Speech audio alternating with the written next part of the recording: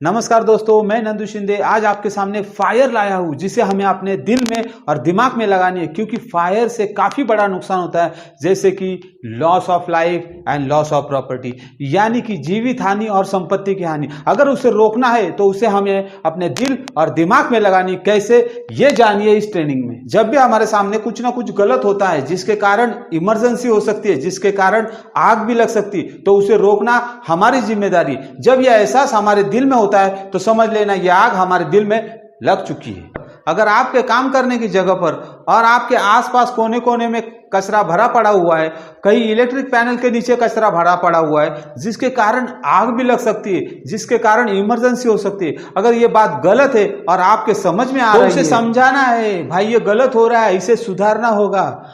कुछ लोग तो ऐसे भी देखे हैं मैंने, जो लोग कहेंगे कि ये तो हमारी रिस्पॉन्सिबिलिटी नहीं है, उनको अपनी रिस्पॉन्सिबिलिटी पता होनी चाहिए। तो उन लोगों से मैं कहना चाहूंगा कि वो लोग अपने आप से प्यार नहीं करते, वो लोग अपने ऑफिस से प्यार नहीं करते, वो लोग अपने कंपनी से प्यार नहीं करते, वो लोग अपने वर्क प्लेस से प्यार नहीं करते। क्योंकि जब भी इमरजेंसी हो जाएगी, जब भी आग लगेगी, तो क्या वो उस आग से बच पाएंगे? अगर इमरजेंसी हो जाए, अगर आग लग जाए, तो क्या आग उन लोगों को छोड़ देगी? वो कहेगी भाई तू साइड में रुक जा, तेरी रिस्पॉन्सिबिलिटी नहीं थी, इस तरह से कहेगी?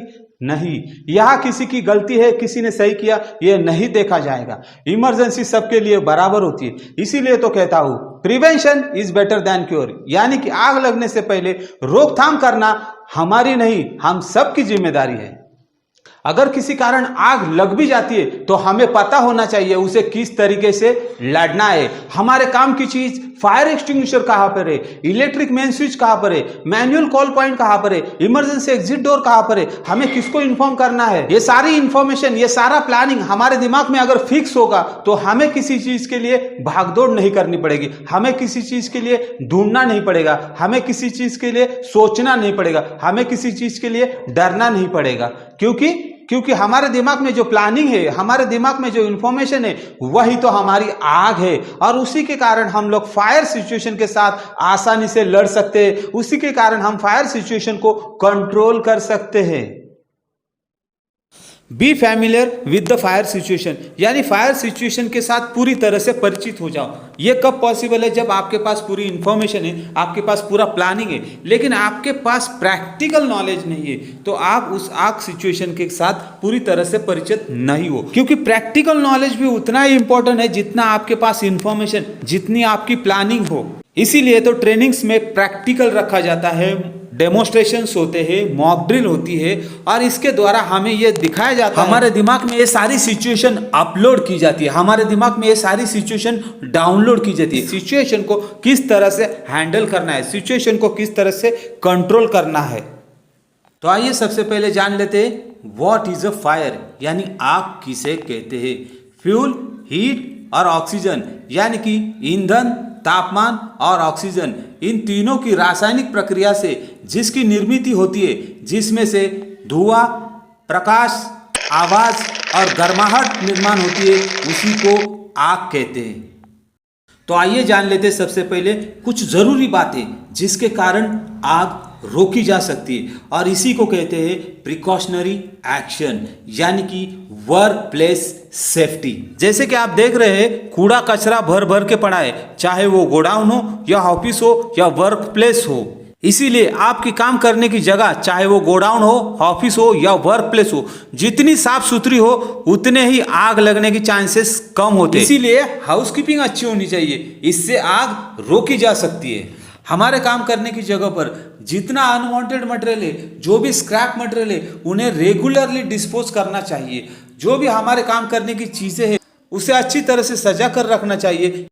हमारे काम करने की जगह पर जलने वाला पदार्थ, यानी कि ईंधन, जितना हो सके कम से कम रखना चाहिए, क्योंकि आग लगने के चांसेस भी कम होते हैं और आग बढ़ने के भी चांसेस कम होते हैं। जैसे कि आप जानते हो हमारे काम करने की जगह पर काफी सारा जलने वाला मटेरियल हम इस्तेमाल करते हैं, और उसमें अगर किसी ने हमारे काम करने की जगह पर पेट्रोल, डीजल या थिनर के कैन लाकर रख दिए, और उस जगह पर हमारे साथ काम करने वाला और एक साथी वहां आकर अगर स्मोकिंग करने लगे, तो आग लगने के कितने चांसेस है, और सबसे पहले किसको रोकेंगे? सबसे पहले हमें स्मोकिंग करने वाले को रोकना है, क्योंकि आग लगने के चांसेस ज़्यादा है, यानी कि रिस्ट्रिक्शन आ गए। दूसरी बात तो हमारे जगह पर जिसने भी पेट्रोल डीजल या थिनर का कैन रखे उनको रोकना चाहिए, यानी कि रिस्ट्रिक्शन आ गया। यानी कि हाई फ्लेमेबल्स मटेरियल्स लिक्विड्स जैसे कि अति ज्वलनशील पदार्थ उन्हें किसी सेफ जगह पर स्टोर में लॉक करके रखना चाहिए, यानी कि वहां भी रिस्ट्रिक्शन आ गए। और इस तरह से रिस्ट्रिक्शन लगाकर हमें आग को रोकना है। इमरजेंसी या फायर के जो भी टूल्स इक्विपमेंट्स है उन्हें रेगुलरली चेकअप करना चाहिए, सर्विसिंग होनी चाहिए और मेंटेनेंस होना चाहिए, क्योंकि उन्हीं के कारण हम लोग आग बुझा सकते हैं, आग रोक सकते हैं और आग से बच भी सकते हैं, क्योंकि उसी के कारण हमें आग का पता चलता है, इमरजेंसी का पता और उसी के कारण हमें ये मौका मिलता है कि हम कम से कम समय में उसे रोक सके। जैसे कि इमरजेंसी सायरन वो बजना चाहिए, मैनुअल कॉल पॉइंट वो एक्टिव होना चाहिए, स्मोक डिटेक्टर वो डिटेक्ट करना चाहिए, फायर एक्सटिंग्विशर उसने अपना काम करना चाहिए। इसी तरह emergency tools equipments, fire related tools equipment हमेशा अपडेट होने चाहिए, रेगुलरली चेकिंग होनी चाहिए, सर्विसिंग होनी चाहिए, मेंटेनेंस होने चाहिए और रेडी टू यूज होना चाहिए। तभी तो हम लोग आग को कंट्रोल कर सकते, आग से लड़ सकते और आग से बच सकते हैं। अगर इमरजेंसी आग लग चुकी है तो जोर जोर से चिल्लाना, भागदौड़ करना, अपना सामान सारा पैक करके भागना, ये सब गलत है। खुद भी डरना नहीं है और ना ही दूसरे को डराना है, बल्कि आराम से बिना भागदौड़ करे जितनी जल्दी हो सके उतने जल्दी इमरजेंसी एग्जिट का इस्तेमाल करते हुए असेंबली पॉइंट पर पहुंचना है। इमरजेंसी और सेफ्टी के रूल्स फॉलो करना हमारी सबसे बड़ी जिम्मेदारी है और उसे निभाने के लिए हमें हमेशा सतर्क रहना चाहिए। इंट्रूडर यानी कि घुसपैठिया यानी कि अनऑथराइज पर्सन, कई बार तो आग लगने के पीछे इन लोगों का भी हाथ होता है। अगर आपके आसपास कोई गलत इंसान घूमते हुए दिखाई देता है तो उसे रोकना है और ऑथराइज पर्सन को इन्फॉर्म करना है, ताकि किसी भी प्रकार का गलत तरीके से होने वाला हादसा रोका जा सके। आइए जान लेते हैं टाइप्स ऑफ फायर और टाइप्स ऑफ फायर एक्सटिंग्विशर, यानी कि आग के प्रकार और आग बुझाने वाले फायर एक्सटिंग्विशर के प्रकार। सॉलिड फायर यानी कि ठोस फायर, घनरूप आग, लकड़ी, कागज, पुट्ठा, कपड़ा, प्लास्टिक आदि चीजों से लगने वाली आग को ठोस फायर यानी कि सॉलिड फायर कहते हैं। उसे बुझाने के लिए वाटर टाइप फायर एक्सटिंग्विशर का इस्तेमाल किया जाता है, यानी कि पानी का इस्तेमाल किया जाता है। वाटर टाइप फायर एक्सटिंग्विशर का एक क्लास में वर्गीकरण किया गया है और सॉलिड फायर का एक क्लास में वर्गीकरण किया गया है, यानी कि दोनों का क्लास एक क्लास है। सॉलिड फायर उसे बुझाने के लिए हम लोग DCP यानी कि dry chemical powder fire extinguisher का भी इस्तेमाल कर सकते हैं। सावधान सावधान, क्या आपको पता है फायर एक्सटिंग्विशर पर एक प्रेशर गेज मीटर होता है जिसमें एक नीडल्स और दो जोन होते हैं, एक ग्रीन जोन एक रेड जोन। अगर वो नीडल हमारी ग्रीन जोन में यानी कि उस फायर एक्सटिंग्विशर में प्रेशर सही है, अगर वही नीडल्स लेफ्ट साइड में नीचे की ओर झुक जाए तो उसमें प्रेशर कम है, लो प्रेशर। अगर वही नीडल राइट साइड में ऊपर की ओर झुक जाए तो उसमें प्रेशर ज्यादा है, यानी हाई प्रेशर, यानी कि डेंजर। इसके कारण फायर एक्सटिंग्विशर ब्लास्ट भी हो सकता है, फूट भी सकता है। तो इस प्रकार की दुर्घटना से बचिए और सावधान रहिए। लिक्विड फायर यानी कि petrol, diesel, kerosene, oil paint, thinner, इस प्रकार की तरल चीजों को लगने वाली आग को लिक्विड फायर कहते हैं और उसे बुझाने के लिए फोम टाइप फायर एक्सटिंग्विशर का इस्तेमाल करना है, जिसका क्लास है बी, और लिक्विड फायर का भी क्लास है बी, यानी बी क्लास फायर के लिए बी क्लास फायर एक्सटिंग्विशर, यानी कि लिक्विड फायर बी क्लास और foam type fire extinguisher B class. सावधान सावधान, क्या आपको पता है आग लगने पर आग से जलकर कम लोगों की जान जाती है, लेकिन उससे निकलने वाले धुएं से 90% लोगों की जान जाती है। अगर रास्ता दिखाई देता है तो रेंगते हुए जाना चाहिए, क्योंकि धुआं ऊपर की तरफ ज्यादा रुकता है और नीचे कम रहता है। अगर किसी कारण आप धुएं में फंस जाते, आपको बाहर जाने का रास्ता दिखाई नहीं देता या आप किसी रूम में फंस गए, तो आपको एक खिड़की वाला रूम देखना है जिससे आप बाहर सिग्नल दे सकते हैं या हेल्प के लिए चिल्ला सकते हैं, और रूम को पैक करना है जिसके कारण बाहर का धुआं अंदर ना आए।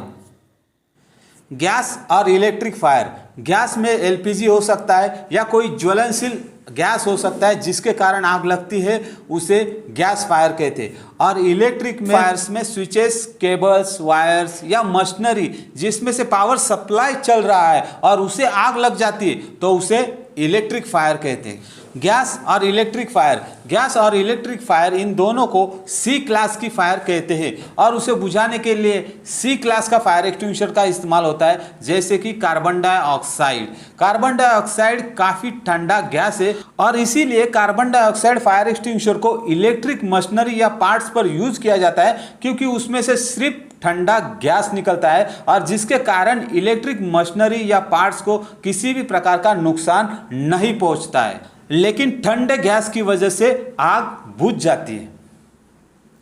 सावधान सावधान, क्या आपको पता है CO2 यानी कार्बन डाइऑक्साइड फायर एक्सटिंग्विशर इस्तेमाल करते वक्त उसमें से ठंडा गैस निकलता है। अगर प्रॉपर हैंडल का इस्तेमाल नहीं किया, जैसे कि हॉर्न या पाइप को आपने पकड़ के रखा, तो उसमें से निकलने वाला कार्बन डाइऑक्साइड पूरे पाइप और हॉर्न पर जम जाता है और आपने जहां पर पकड़ा है आपका हाथ भी पूरा ठंडा पड़ जाता है, जिसके कारण कोल्ड बर्न यानी कि आपको इंजरी होने के चांसेस होते हैं।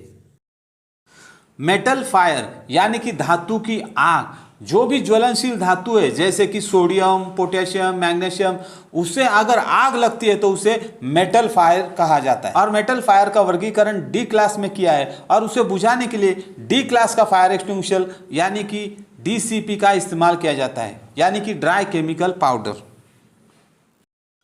सावधान सावधान, क्या आपको पता है आग लगने पर अगर आप फायर ब्रिगेड को कॉल करते हो तो वो लोग आपको कॉल बैक करते हैं वेरिफिकेशन के लिए, और उस वक्त अगर आपका फोन एंगेज होता है तो वो आपका वेरिफिकेशन नहीं कर पाते और आपके लिए वो फैसिलिटी नहीं मिल पाती। इसीलिए जब भी आप फायर ब्रिगेड को कॉल करते हो तो जब तक उनका वेरिफिकेशन कॉल नहीं आता तब तक आपका फोन एंगेज नहीं होना चाहिए। अगर वीडियो अच्छा लगे तो चैनल को सब्सक्राइब और लाइक जरूर करना। जय हिंद।